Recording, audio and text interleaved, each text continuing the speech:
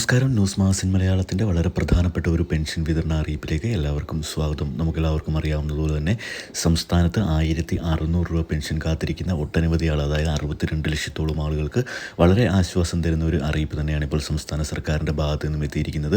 1600 രൂപ, അതായത് 2024 ഏപ്രിൽ മാസത്തെ പെൻഷൻ തുകയെ 1600 രൂപയായിരിക്കും ഈ മാസം വിതരണം ചെയ്യാൻ പോകുന്നതെന്ന് സംസ്ഥാന സർക്കാർ അറിയിച്ചിട്ടുണ്ടായിരുന്നു.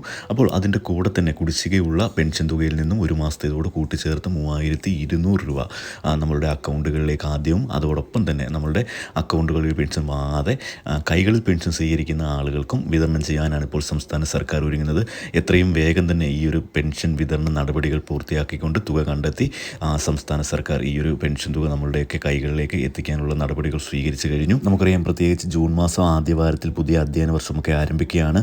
പെൻഷൻ വാങ്ങുന്ന കുടുംബങ്ങളിലെ ഒട്ടനവധി കുട്ടികളൊക്കെ സ്കൂളുകളിലേക്ക് പോകാൻ ഒരുങ്ങിയിരിക്കുന്ന ഈ ഒരു സാഹചര്യത്തിൽ പെൻഷൻ തുക അത്തരം കുടുംബങ്ങൾക്ക് വലിയ സഹായമാകുന്ന കാരണം കൊണ്ട് തന്നെ എത്രയും വേഗം തന്നെ നമുക്ക് പെൻഷൻ തുക എത്തിച്ചു തരാനാണ് സംസ്ഥാന സർക്കാർ ശ്രമിക്കുന്നതെന്ന് പെൻഷൻ വിതരണ വിഭാഗത്തിലെ ഉദ്യോഗസ്ഥരൊക്കെ പറയുകയുണ്ടായി.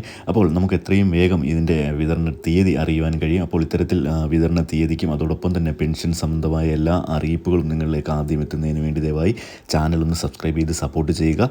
വീഡിയോ ഒന്ന് ലൈക്ക് ചെയ്ത് കൂടി കാണുവാൻ ശ്രദ്ധിക്കുക. താങ്ക്